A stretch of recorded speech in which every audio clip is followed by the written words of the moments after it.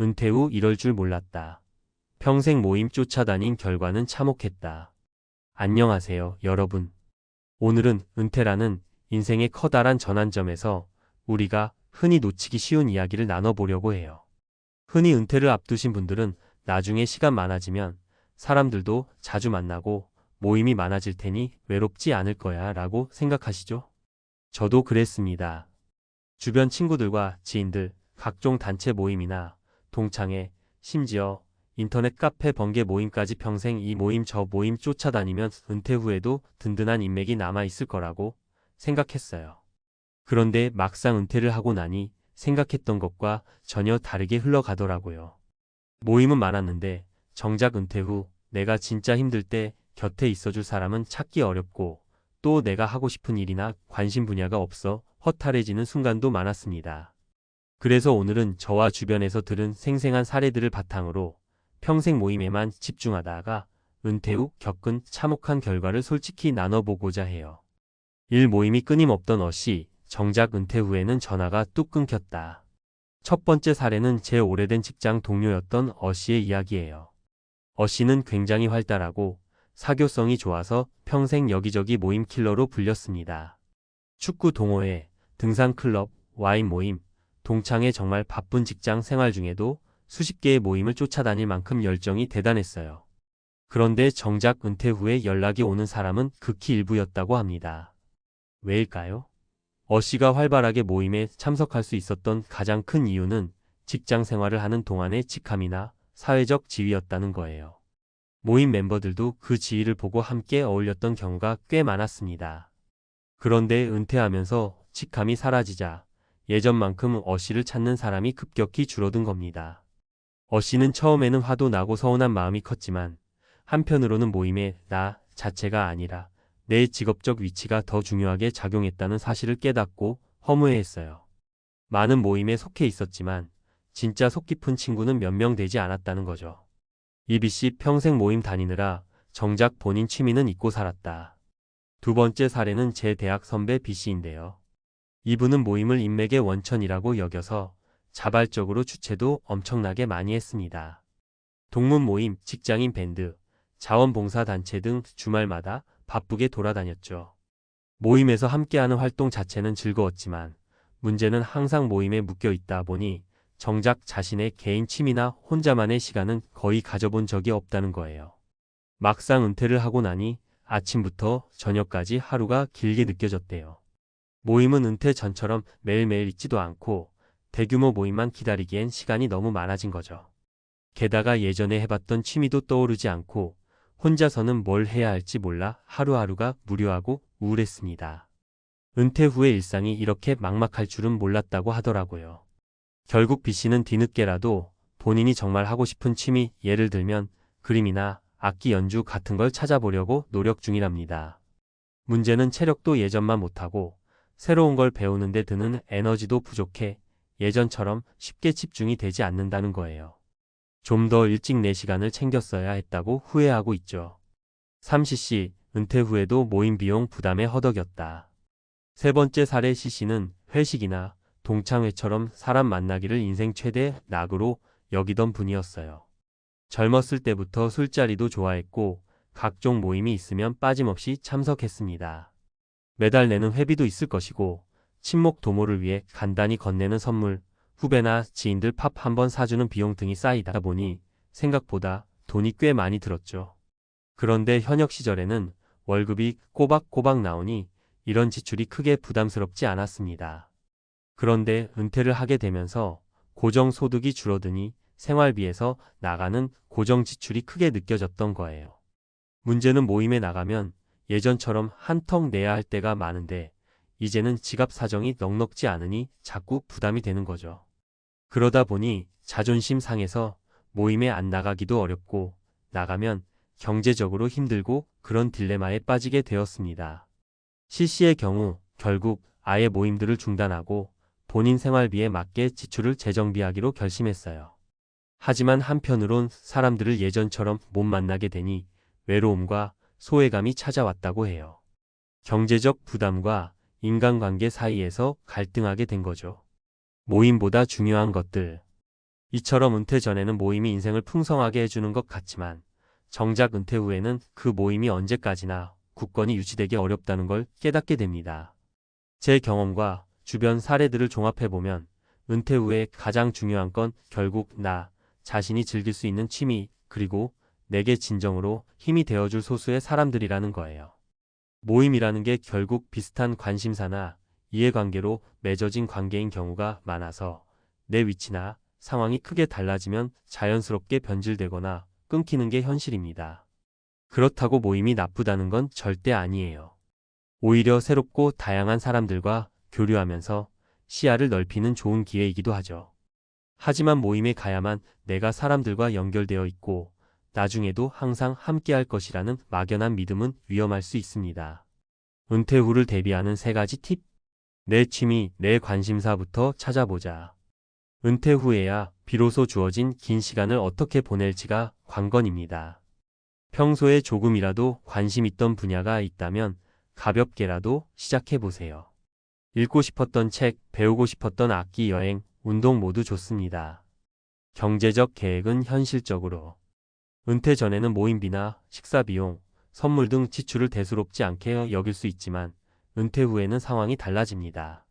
내가 감당할 수 있는 범위에서 소비하고 모임도 선택적으로 참여하는 것이 좋습니다. 그래야 오히려 오래도록 경제적, 정신적 건강을 유지하면서 사람들을 만날 수 있어요. 소수의 진정한 친구 관계를 공고히. 다수의 모임도 좋지만 은퇴 후 나를 진심으로 응원해주고 내가 어려울 때 힘이 되어줄 소수의 가까운 사람들을 더 소중히 여기세요. 수십 명이 모이는 자리는 왁자지껄하고 즐거울 수는 있지만 막상 힘들 때 의지할 사람은 그중 몇 명일 겁니다. 은퇴 후의 삶이 의외로 길고 때로는 외롭고 생각했던 것보다 훨씬 많은 변화가 찾아올 수 있어요. 모임은 은퇴 생활의 한 부분이 될 수 있지만 그게 전부가 되어선 안 됩니다. 새로운 취미, 자신만의 삶의 방향, 그리고 소중한 사람들과의 진정한 교감이 오히려 은퇴 후를 더욱 빛나게 만들어줄 거예요. 모임에만 의존해서 내가 지금 누군가와 이어져 있다고 착각하기보다는 진짜 나를 채워줄 무언가를 찾아보세요. 그리고 혹시 아직 은퇴 전이시라면 미리미리 적절한 경제적 대비와 자아 발견의 시간을 가져보시길 바랍니다. 은퇴는 끝이 아니라 새로운 시작이니까요. 오늘 이야기가 평생 모임만 믿었다가 막상 은퇴하고 나니 힘들어졌다는 현실을 조금이라도 실감하시게 만들었길 바랍니다. 저 역시 이런 경험과 주변 사례들을 통해 큰 깨달음을 얻었어요. 결국 은퇴 후 삶의 키워드는 나에게 집중하기, 지속 가능한 경제 계획, 진정한 인연 찾기가 아닐까 싶습니다. 여러분도 미리 준비하시고 은퇴 후에 더욱 자유롭고 행복한 생활을 누리시길 진심으로 응원합니다. 안녕하세요, 여러분. 요즘은 파이어족 같은 개념이 유행하면서 젊은 나이에 은퇴하려는 사람들도 많지만 사실 은퇴는 누구에게나 때가 되면 찾아오는 일이잖아요. 그때마다 다들 드는 고민이 앞으로 내가 은퇴 후에 어떻게 살아갈까? 내 노후 자금으로 정말 충분할까? 하는 걱정일 텐데요. 혹시 지금 이 글을 읽는 여러분 중에서도 비슷한 고민을 하고 계시다면 오늘 이야기가 조금이나마 도움이 되었으면 좋겠어요. 요즘 3억 원으로 매달 200만 원의 배당 소득을 얻는다는 전직 공무원의 사례가 화제가 되고 있죠. 처음 들으면 진짜 가능해? 싶은 마음과 동시에 만약 저게 정말 현실이라면 나도 좀 따라 하고 싶은데 하는 생각이 들기도 합니다. 사실 3억이라는 거액을 마련하기까지 쉽지 않은 길을 걸으셨겠지만 그동안 성실하게 저축하고 지금까지 모은 돈을 잘 굴려서 매달 200만 원의 일정한 현금 흐름을 만들어 낸다는 점이 흥미로운 부분이죠. 오늘은 그분의 사례를 토대로 은퇴 자금을 마련하고 이를 좀 더 안정적으로 굴려서 매달 일정한 수익을 내는 전략에 대해 함께 이야기를 나눠볼까 해요. 겉으로는 야, 3억이 있으면 당연히 어떻게든 되지 않을까? 싶지만 막상 아무런 계획 없이 3억 원을 굴리려 하면 마음먹은 만큼 수익이 나지 않을 수도 있고 위험성을 간과해서 원금을 까먹을 수도 있어요. 그래서 계획적으로 투자, 포트폴리오를 짜고 장기적으로 배당금을 만들어내는 안정적인 방법을 선택하는 것이 중요합니다. 그럼 지금부터 은퇴 후의 삶이라는 관점에서 공감 가실 만한 이야기와 함께 어떻게 하면 은퇴 자금을 통해 매달 일정한 소득을 얻으면서 살아갈 수 있는지 구체적인 사례를 3가지로 나누어 말씀드려 볼게요. 제가 전직 공무원분의 실제 투자 현황을 있는 그대로 다 알 수는 없지만 은퇴 이후 비슷한 수익 구조를 만들고자 하는 분들이 참조하기 좋은 예시들이니 편하게 들어주시면 좋겠습니다. 1. 완전 배당형 주식펀드 포트폴리오. 첫 번째 사례는 우리가 흔히 알고 있는 배당주 투자에서 비롯됩니다. 이른바 배당왕으로 불리는 기업들 혹은 일정 수익률 이상을 유지하는 배당형 펀드에 투자해서 매달 또는 분기별, 반기별 배당금을 받는 방식이죠. 3억 원이면 주식으로는 너무 위험하지 않아? 라고 생각하실 수 있는데 사실 단순한 투기와는 달라요. 시가 차익이 아니라 배당이라는 정기적인 현금 흐름을 노리는 거니까요. 당연히 기업 선택과 분산 투자가 필수인데 요즘은 배당 관련 정보를 쉽게 접할 수 있어서 꽤 안정적인 배당주만 잘 골라도 연 5%에서 많게는 7% 수준의 수익률을 기대할 수 있습니다. 예시로 연 배당률 6% 이상이 보장되는 포트폴리오에 3억 원을 고루 투자했다고 칩시다. 3억 원의 6%는 1,800만 원이고 이를 12개월로 나누면 한 달에 150만 원 정도가 되겠죠. 여기에 조금 더 공격적으로 혹은 금융 상품을 추가로 섞어서 연평균 7% 정도 이자를 만들 수 있다면 한 달에 200만 원 정도의 수익을 기대해 볼 수도 있어요. 다만 여기서 주의하실 점은 배당 주식도 결국 주가 변동 위험이 있다는 겁니다. 그리고 배당을 주던 기업이 갑자기 경영 실적이 나빠지면 배당금이 줄어들거나 끊길 수도 있고요. 그래서 투자할 때는 기업의 재무 상태나 지속 가능성, 그리고 배당을 꾸준히 늘려왔는지 배당 성향 추이를 꼼꼼히 살펴봐야 해요. 이 첫 번째 사례는 나는 좀 더 높은 수익을 원해. 그리고 투자 공부도 꾸준히 할 수 있어. 라는 분들에게 적합해요. 현금 흐름이 꽤 괜찮지만 그만큼 신경 써야 할 점도 많다는 거죠. 2. 부동산 간접 투자형 REITs 및 부동산 펀드. 두 번째 사례는 조금 더 안전 자산을 추구하거나 혹은 주식 변동성이 무서워하는 분들에게 맞는 방법이에요. 바로 REITs 리츠나 부동산 펀드 같은 부동산에 간접 투자하는 방식이죠. REITs는 우리가 흔히 말하는 부동산 투자 회사를 의미하는데 해당 회사가 부동산 개발이나 임대 사업 등으로 얻은 수익을 투자자들에게 배당금 형태로 나눠주는 구조입니다. 3억 원을 이 REITs 또는 부동산 펀드 같은 상품에 분산 투자한다고 했을 때 일반적으로 연 46% 내외의 배당 수익이 가능해요.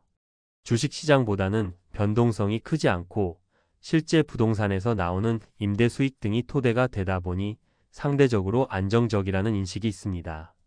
물론 부동산 경기나 금리, 환율 등의 영향이 아예 없는 건 아니에요. 그래도 주식 투자와 달리 실물 자산 부동산에 기반을 둔다는 점 때문에 위험 분산 차원에서 많이 활용되는 편이죠. 만약 연 5% 정도로 배당이 나온다고 치면 3억 원에 대한 연간 배당금은 약 1,500만 원, 한 달로 치면 125만 원 정도가 됩니다. 조금 더 공격적으로 리츠를 운영하는 상품을 찾거나 배당주와 리츠를 섞어서 투자하면 한 달 200만 원이 충분히 노려볼 만한 숫자가 되죠. 아니, 그래도 나는 부동산 쪽도 잘 몰라서 불안한데요? 라고 생각하실 수도 있어요. 하지만 REITs는 비교적 정보가 투명하게 공개되고 운용사나 투자사들이 전문적으로 운영하기 때문에 개인이 직접 부동산을 매입해 임대사업을 하는 것보다 진입 장벽이 훨씬 낮고 관리가 쉬워요. 은퇴 후의 매물 관리나 임차인 문제로 스트레스를 받기보다는 전문가들이 운영하는 리츠 상품을 통해 간접적으로 수익을 얻는 게 훨씬 편안할 수도 있죠. 3. 혼합형 채권 배당 부동산 분산 투자. 세 번째는 앞서 설명해드린 주식 배당형과 부동산 간접 투자형을 적절히 섞고 여유 자금 일부를 채권형 상품에 넣어서 좀 더 안정적인 포트폴리오를 구성하는 방법이에요. 이것을 흔히 자산 배분 또는 분산 투자라고 하는데 은퇴 이후에는 안정성이 무엇보다 중요하잖아요. 예컨대 3억 원 중 1억 원은 우량 채권이나 채권형 펀드 연 3% 정도 이자, 1억 5천만 원 정도는 배당형 주식 혹은 배당 ETF 연 56% 기대, 나머지 5천만 원 정도는 REITS에 투입연 5% 정도 한다고 해볼게요. 이렇게 분산해두면 시장이 어느 한쪽에서 급락해도 전체 자산이 크게 타격받을 가능성은 줄어들어요. 채권이나 리츠는 상대적으로 주식보다는 변동성이 작을 때가 많고 주식에 몰빵하는 것보다 마음 편하게 현금 흐름을 만들어갈 수 있죠. 이렇게 혼합 포트폴리오를 잘 운영하면 대체로 연 5% 이상 수익을 기대해 볼 수 있어요. 물론 그 이상을 노릴 수도 있지만 은퇴 후에는 가장 중요한 건 내 노후가 든든하게 보장되고 매달 꾸준한 생활비를 벌어다 줄 수 있는가? 이니까 과도한 욕심보다 꾸준하고 안정적인 수익을 우선순위로 삼는 것이 좋습니다. 이 방법이 좋은 이유는 은퇴 후에도 경제 상황이나 금리 변동, 주가 급락 같은 리스크에서 완전히 자유로울 수 없다는 데 있어요. 그래서 한자리에만 투자하기보다는 주식, 부동산, 채권 등 서로 다른 자산군에 나눠 넣어서 어느 한쪽이 흔들려도 다른 한쪽에서 보완할 수 있는 구조를 만드는 게 안전하죠. 은퇴 후 매달 200만 원 진짜 가능할까? 사실 오늘 사례로 말씀드린 전직 공무원분의 이야기는 기본적으로 어느 정도 탄탄한 자금을 마련했다는 전제가 있어요. 3억 원이라는 금액을 마련하기 위해서는 오랜 기간 동안의 저축과 투자가 필수였겠죠. 하지만 난 3억이 없는데 그럼 난 끝이야? 라고 낙담하실 필요는 없습니다. 금액이 크든 작든 가장 중요한 건 자신이 은퇴 후 필요한 생활비가 얼마인지 그리고 그 돈을 매달 어떻게 만들어낼 것인지 구체적이고 현실적인 계획을 세우는 겁니다. 1억 원으로도 일정 부분은 배당 수익을 만들 수 있고 5억 원이 있다면 더 큰 수익이 가능할 것이고요. 사람마다 처한 상황, 모아놓은 자산 규모, 리스크 감내도 원하는 생활 수준이 다 다르잖아요. 그리고 은퇴 전이라면 가능하면 하루라도 빨리 투자 공부를 시작하고 소액부터라도 배당주나 채권, 리츠 등의 분산 투자에서 경험을 쌓아보는 게 좋습니다. 그래야 은퇴 후에 예기치 못한 경제 상황에 마주쳐도 덜 당황하고 기존 투자 경험을 토대로 대처할 수 있으니까요. 마무리하며 결국 은퇴 후 월 200만 원씩 꾸준히 들어오는 수익이 있으면 국민연금이나 공무원 연금 등 기타 연금과 합쳐서 넉넉하진 않아도 나름 안정적인 생활을 할 수 있어요. 62세든 70세든 혹은 그보다 더 이른 나이에라도 내가 일하지 않아도 매달 생활비는 들어오는 삶이라는 건 엄청난 심리적 안정을 줍니다. 물론 누군가는 그래도 난 조금 더 모아서 더 편하게 쓰고 싶은 걸 이라고 생각할 수도 있고 또 누군가는 200만 원이면 충분해. 난 간소하게 사니까라고 생각할 수도 있어요. 중요한 건 나에게 맞는 은퇴 설계를 하고 그 목표에 맞춰 자산을 운영한다는 점이죠. 오늘 이야기한 세 가지 사례 배당주 펀드, REITS 및 부동산 펀드, 자산 분산 투자는 어디까지나 예시일 뿐이지만 실제로 많은 분들이 이 비슷한 조합으로 노후 자금을 굴리면서 성공적인 은퇴 생활을 하고 있어요. 가장 어려운 건 투자 지식을 쌓고 꾸준히 시장을 관찰하며 남들의 말보다 나의 원칙을 지키는 일이겠죠. 연금 없이도 산다.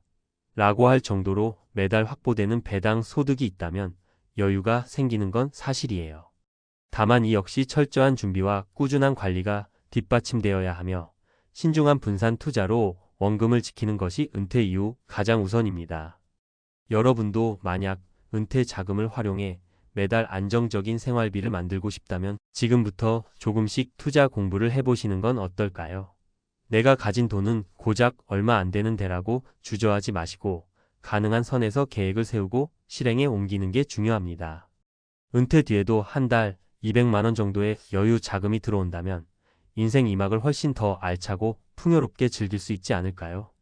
꼭 큰 금액이 아니더라도 조금씩 씨앗을 뿌려서 미래의 수확으로 만들어갈 수 있으니 오늘 이야기가 조금이나마 힌트가 되길 바랍니다. 우리의 노후 그리고 즐거운 은퇴 라이프를 위해 함께 힘내보아요. 정말 6억이면 은퇴가 될까요? 55세 과장 박씨는 요즘 밤마다 잠이 오지 않습니다. 회사에서 나가라는 얘기는 아직 없지만 슬슬 후배들에게 밀리는 게 느껴지고 올해 신입 사원 중에는 박씨 아들 또래도 있습니다. 매일매일 출근길에 나는 언제까지 이 지하철을 타야 하나 생각하면 가슴이 철렁합니다.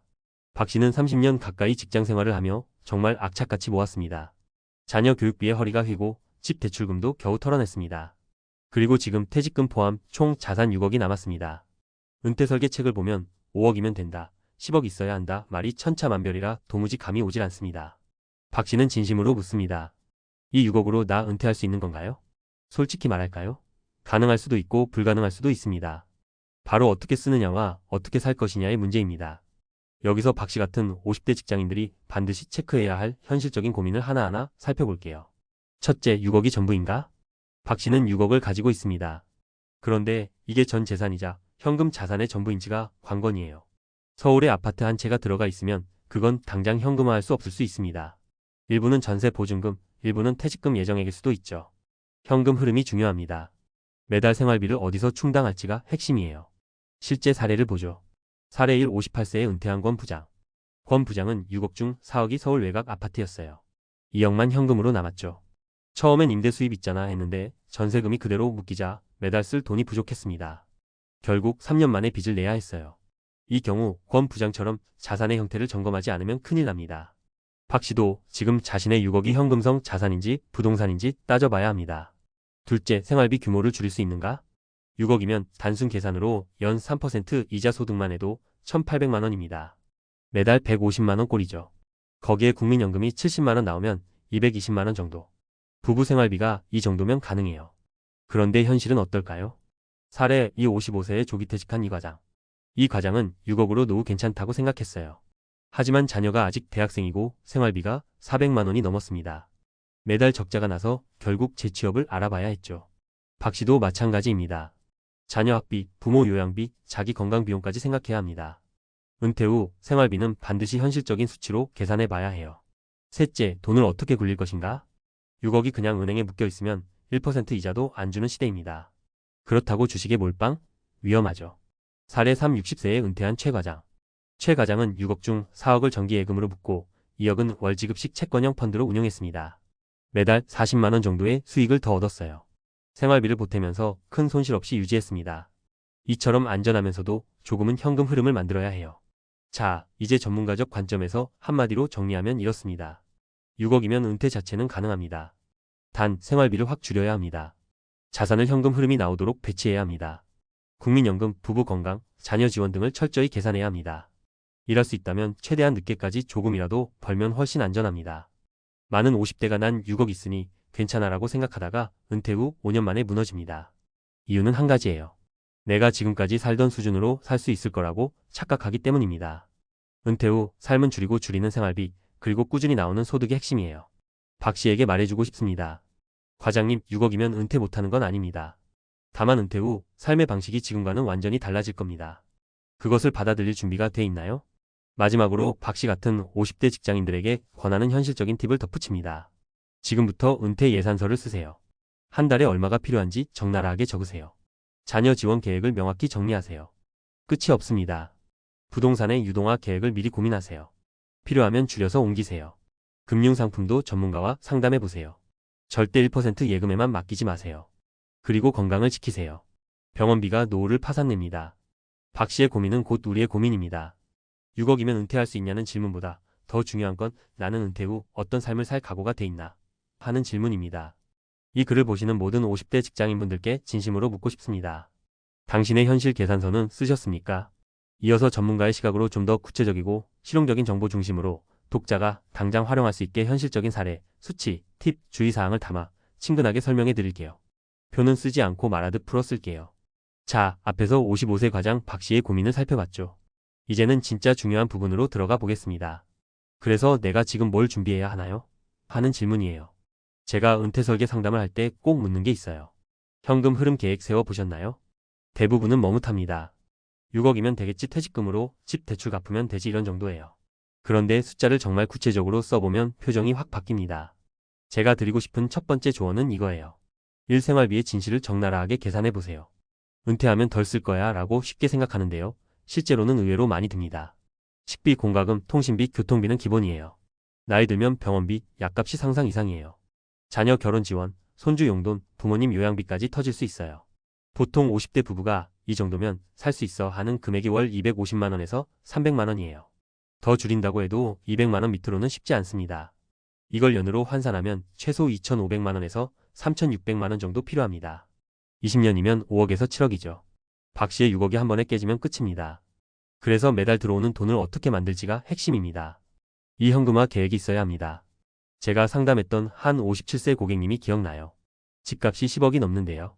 하지만 그 집에 살면서 생활비가 없어서 결국 주택연금 신청했습니다. 매달 100만 원 정도 주는데 전세금으로 돌려줄 돈도 부족해서 자녀한테 돈 빌렸습니다. 부동산이 자산인 건 맞는데 바로 꺼내 쓸 수 없으면 밥값이 안 됩니다. 그래서 꼭 권합니다. 집을 유지할 건지 줄일 건지 지금부터 시뮬레이션 해보세요. 필요하면 집을 작게 옮기거나 전세를 주고 지방으로 옮겨서 차액을 생활비로 만드는 방법도 있어요. 주택연금도 훌륭한 옵션이지만 단점도 알아두세요. 계약 후엔 쉽게 깨기 어려워요. 3금융 자산 운용 전략을 세우세요. 많이들 이렇게 말해요. 6억을 예금해 놓으면 마음은 편하지 않나요? 네, 마음은 편합니다. 하지만 현실은 너무 잔인해요. 금리가 2%라고 치면 세후 연 1,200만 원 정도, 월 100만 원이에요. 이걸로 생활이 될까요? 그래서 제안하는 건 분산 투자예요. 50% 정도는 안전자산 예금, 채권형 펀드, MMF 등에 30% 정도는 현금흐름형 상품 월지급식 펀드, 리츠, 배당주 펀드 등에 20% 정도는 성장형 자산 ETF, 주식형 펀드로 너무 공격적으로 할 필요는 없어요. 은퇴 후에 큰 손실 나면 정말 끔찍합니다. 하지만 은퇴 후에도 물가 상승을 이길 정도는 굴려야 해요. 4. 국민연금을 제대로 점검하세요. 많이들 국민연금을 너무 단순하게 생각해요. 나는 한 달에 70만 원 나온다던데 70만 원이 평생 나와서 정말 든든해 보이죠. 하지만 물가가 오르면 체감 가치는 줄어듭니다. 게다가 건강보험료 산정에도 반영돼서 실질 수령액이 줄 수도 있어요. 국민연금 예상액 조회 꼭 해보세요. 내 연금 예상액이 부부 합산으로 얼마나 나오는지, 언제 신청하면 더 받을 수 있는지, 조기 수령은 정말 최후의 수단인지. 박 씨 같은 55세 직장인은 지금부터 5년이 골든타임이에요. 국민연금 보험료를 계속 낼 수 있다면 최대로 채워두는 게 좋아요. 5. 가장 중요한 건강 리스크. 여기서 다들 고개를 끄덕입니다. 아, 건강이 문제지. 그런데 실제 준비는 안 해요. 병원비는 은퇴 후의 파산 버튼이에요. 고혈압, 당뇨, 암 진단 한 번이면 수천만 원이 날아갑니다. 간병비, 요양원비는 매달 수백만 원이죠. 이건 재무 설계 이전의 생활습관 문제입니다. 금연, 절주, 규칙적 운동, 식단 조절, 건강검진 철저하게, 보험도 꼭 점검하세요. 납입 끝난 종신, 암보험, 실손보험 유지 여부, 납입 부담 금연 조정 상담 받아보세요. 6일 할 수 있으면 일하세요. 왜 은퇴를 늦추면 좋나요? 라는 질문 많이 받아요. 단순히 돈 때문이 아닙니다. 사회적 관계, 의미 있는 역할, 뇌 건강까지 다 걸려 있어요. 경제적 측면에서 보면 이렇습니다. 월 100만 원이라도 벌면 연 1,200만 원이니 6억을 더 가진 효과가 있어요. 돈이 남으면 의료비, 여행비, 손주 용돈에 쓸 수 있어요. 박 씨 같은 분들에게 꼭 말합니다. 완전 은퇴 말고도 파트타임, 자문, 프리랜스, 농업 등 선택지 많습니다. 가벼운 일이라도 나가서 사람 만나고 용돈 벌면 인생이 달라집니다. 이게 전문가로서 드릴 수 있는 솔직한 조언입니다. 6억이면 은퇴할 수 있나요? 네, 가능합니다. 하지만 조건이 있습니다.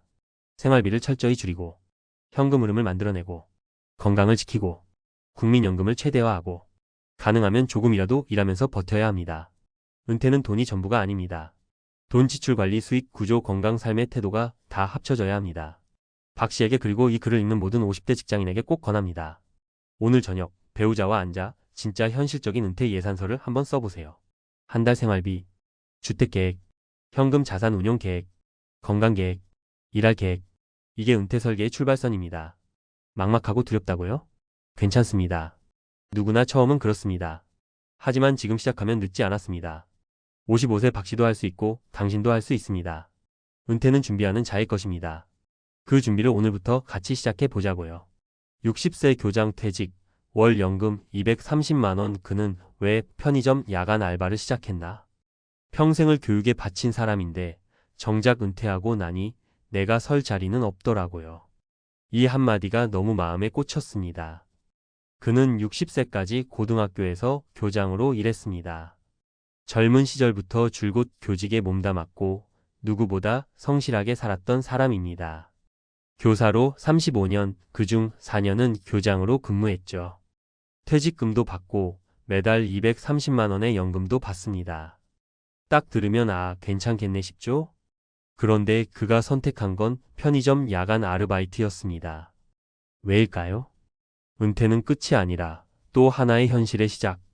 사람들은 종종 은퇴를 마침표라고 생각합니다. 하지만 진짜 은퇴는 그때부터 시작이에요. 퇴직식에서 꽃다발 들고 사진 한 장 남기고 나면 다음날 아침 아무도 나를 찾지 않습니다. 정년퇴직은 인생의 축복이 아니라 준비되지 않았다면 벼랑일 수 있습니다. 교장 선생님의 사례는 단순한 개인 이야기가 아닙니다. 우리 주변, 아니 바로 내일의 나일 수 있습니다. 연금만으로 살 수 있을 줄 알았죠. 교장 선생님은 퇴직 후 아내와 함께 조용히 살 생각이었습니다. 그런데 현실은 달랐습니다. 매달 연금 230만 원. 처음엔 괜찮다 싶었지만 막상 써보니 생각보다 빠듯했습니다. 아내는 당연히 같이 외식도 하고 친구들과 모임도 나가고 싶어 했죠. 자녀 둘은 아직 결혼도 안 했고 각각 학자금 대출도 있습니다. 가끔은 도와줘야 했고 어느 순간 잔고가 점점 얇아졌습니다. 결국 그는 결심합니다. 밤 10시부터 아침 6시까지 편의점에서 일하자고요. 그래도 내가 건강하니까 벌 수 있을 때는 벌어야죠. 이 말에 담긴 건 단순한 돈 문제가 아니라 자신의 존엄과 역할을 이어가고 싶은 마음이었습니다. 사례 1. 63세 공무원 퇴직자 연금 190만 원, 병원비 한 번이면 끝입니다. 경기도청에서 30년 근무한 어씨는 퇴직 후 연금 190만 원을 받고 있습니다. 노후 준비가 꽤 되어 있다고 생각했지만 갑작스러운 부인의 뇌경색 진단이 모든 걸 바꿨습니다. 한 번의 입원비, 검사비, 약값이 600만 원을 훌쩍 넘었습니다. 보험이 일부 보장해줬지만 매달 약값만 25만 원이 넘게 나옵니다. 어씨는 결국 토요일마다 택배 분류 아르바이트를 시작했습니다. 그는 말합니다. 연금? 고정비 감당은 되지만 예기치 못한 일엔 속수무책이에요. 사례 2. 60세 대기업 퇴직자 연봉 1억도 무용지물, 퇴직 후엔 수입 0원. 삼성전자에서 25년 근무한 B씨는 퇴직 당시 퇴직금으로 3억을 받았습니다. 문제는 그 돈을 당장 돈이 되는 곳에 굴리지 못했다는 점입니다. 부동산의 일부, 금융상품의 일부 넣었지만 생활비를 감당할 만한 수익은 없었고 결국 6개월 만에 매달 마이너스가 났습니다. 지금은 중고차 딜러로 재취업했지만 수입은 고작 20만 250만 원 수준입니다. 그땐 회식도 내가 쏘고 명절 때 부모님께 500씩 드렸는데 지금은 자식이 부모 걱정해요. 사례 3. 61세 자영업자 30년 운영한 가게를 접고 알바로 전전 중. 서울에서 분식집을 운영하던 C씨 부부는 30년 만에 가게 문을 닫았습니다. 코로나 여파와 임대료 인상, 물가 상승으로 더는 버틸 수 없었기 때문이죠. 퇴직금도 없고 국민연금으로 받는 건 고작 70만 원. 부부 합쳐도 140만 원입니다. 지금은 남편은 경비직, 아내는 청소일을 하며 근근히 살아가고 있습니다. 한 달에 200도 안 쓰는데 왜 이렇게 팍팍하죠? 노후는 그냥 참고 견디는 시간인가 봐요. 왜 이런 일이 벌어지는 걸까? 이유는 단순합니다. 노후 준비를 연금 하나에만 맡겨서 그래요. 베이비 부머 세대는 대부분 직장에서 충성하면 노후는 안전하다는 믿음 아래 살아왔습니다. 하지만 현실은 다릅니다. 기대 수명은 길어졌고 물가는 오르며 자녀 세대는 독립이 늦어졌고 건강 비용은 점점 커지고 있습니다. 그럼 어떻게 해야 할까? 연금 외 수입원을 만들어야 합니다. 유튜브, 블로그, 자격증 활용 등 작더라도 수익 구조가 꼭 필요합니다. 내가 뭘 할 수 있지? 보다 내가 뭘 좋아하지? 에서 시작해 보세요. 소비를 줄이는 게 최고의 투자입니다. 고정비, 보험, 구독료, 외식비를 줄이면 연금도 충분해질 수 있어요. 건강이 자산입니다. 아프면 일할 수 없고 병원비로 자산이 줄어듭니다. 매일 걷기, 식단 조절, 수면 관리가 노후 자산 관리의 핵심입니다. 마무리하며 편의점 야간 아르바이트를 시작한 60세 교장 선생님은 이렇게 말했습니다. 이제야 진짜 인생이 시작되는 느낌입니다. 내가 살아서 뭔가를 하고 있다는 게 좋아요. 은퇴는 끝이 아니라 삶의 방식이 바뀌는 순간입니다. 그 변화를 받아들이고 준비한 사람은 여전히 빛나고 그렇지 못한 사람은 스스로 무너져 버리기도 합니다. 당신은 어떤 쪽에 서고 싶으신가요? 전문가, 칼럼 은퇴 후 연금 230만 원의 진실 당신은 지금 무엇을 준비하고 있는가? 대한민국의 평균 기대 수명은 남성 80.6세, 여성 86.6세입니다. 통계청 2024년 기준 은퇴 시점이 60세 전후임을 감안하면 최소 25년 이상을 소득 없이 살아가야 하는 시대에 우리는 들어섰습니다. 이제 연금만으로 노후를 준비할 수 있는 시대는 끝났습니다. 현장에서 다양한 퇴직자들을 상담해온 제 입장에서 단언컨대 은퇴 후 가장 먼저 부딪히는 건 현실이 아니라 자기 착각입니다. 연금 230만 원의 함정. 공무원연금, 군인연금, 사학연금과 같은 직역연금은 일반 국민연금보다 수령액이 높은 편입니다. 하지만 평균 수령액을 보면 실상은 이렇습니다. 공무원연금 평균 수령액 약 23만 250만 원, 국민연금 평균 수령액 약 61만 원, 퇴직연금이 없는 자영업자나 비정규직 퇴직자 연금 미수령 또는 30만 원 이하. 문제는 연금의 절대 금액보다도 그 돈으로 생활이 가능한가입니다. 2023년 고령층 생활비 평균은 약 245만 원 통계청 기준. 연금으로 생활이 되지 않으면 부족한 금액만큼은 자산 인출 또는 노동으로 메꿔야 합니다. 베이비 부머 세대의 착각 3가지. 30년 일했으면 연금으로 충분할 거야. 실제로는 국민연금만으로 생활 가능한 고령자는 25% 미만입니다. 나머지는 부동산 매각, 자녀 도움 혹은 추가 노동에 의존합니다. 아이들만 잘 키우면 내 노후는 해결될 거야. 자녀 부양은 더 이상 현실적인 노후 대안이 아닙니다. 자녀도 일자리, 결혼, 육아 비용의 허덕입니다. 아프지만 않으면 괜찮아.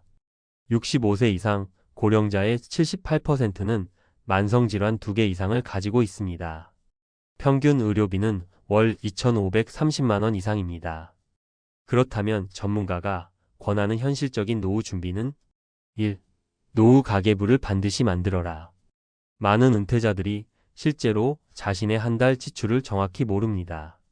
연금 수령액과 고정비, 변수비를 정리하지 않으면 준비가 아니라 운에 맡기는 노후가 됩니다. 가장 먼저 해야 할 일은 노후 가계부 작성입니다. 예시. 연금 수입 국민연금 85만 원, 고정비 건강보험 12만 원, 통신비 10만 원, 공과금 15만 원, 변수비 식비 교통 병원비 경조사비, 부족분 월 40만 원 반드시 보완책이 필요. 2. 작은 일거리라도 수익 구조를 만들어라. 은퇴 후 수익은 금액이 아니라 지속성이 핵심입니다. 하루 몇 시간이라도 꾸준히 할 수 있는 일이 있는 사람은 노후가 다릅니다. 정년 이후에도 의미 있는 일에 참여할 수 있다는 것은 경제적 측면뿐 아니라 정서적 안정감에도 결정적인 역할을 합니다. 추천 예시. 블로그, 유튜브 등 콘텐츠 기반 소득, 지역 돌봄, 청소년 상담, 시니어 교육 강사, 자격증 활용 바리스타, 조리기능사, 사회복지사 등. 3. 소비 줄이기가 최고의 투자다. 많은 사람들이 자산을 불리는 방법만 고민합니다. 그러나 노후의 가장 확실한 재테크는 고정 지출을 줄이는 것입니다. 매달 20만 원을 절약하면 연 240만 원입니다. 이건 예금금리 6%짜리 상품에 4천만 원 넣어둔 것과 같은 효과입니다. 효과적인 소비 줄이기 팁. 구독 서비스 줄이기 넷플릭스 유료 앱 등. 자차 유지비 줄이기 대중교통 활용. 식비 절약 가공식품 줄이고 제철 재료 사용. 명절 경조사 비용 합리화. 정서적 건강, 즉 일할 이유도 준비해야 합니다. 노후를 단순히 먹고 사는 문제로만 보면 쉽게 무너집니다. 퇴직 이후 우울증, 무기력, 고립은 현실입니다. 한국보건사회연구원에 따르면 은퇴 1년 차 남성의 우울감 증가율이 3배에 달합니다. 이럴 때 중요한 건 1. 관계, 운동 3가지입니다. 매일 할 일이 있고, 가벼운 대화라도 나눌 상대가 있고, 땀 흘릴 시간만 있어도. 노후는 결코 외롭거나 무서운 시간이 되지 않습니다. 전문가의 한마디. 연금 230만 원이면 괜찮잖아? 라고 생각하는 분들 많습니다. 하지만 연금은 안정적인 수입이지 충분한 수입은 아닙니다. 베이비 부머 세대는 너무 열심히 일하느라 정작 노후 설계에는 소홀했습니다. 그러나 지금이라도 늦지 않았습니다. 당신의 한 달 고정비는 얼마인가요? 내가 앞으로 25년을 더 산다면 수입원은 무엇인가요? 아프면 병원비는 어떻게 충당하실 건가요? 이 세 가지 질문에 명확히 답할 수 있다면 당신의 노후는 흔들리지 않습니다. 지금 당신의 노후 설계는 안녕하신가요? 지금이 준비할 마지막 기회일 수 있습니다.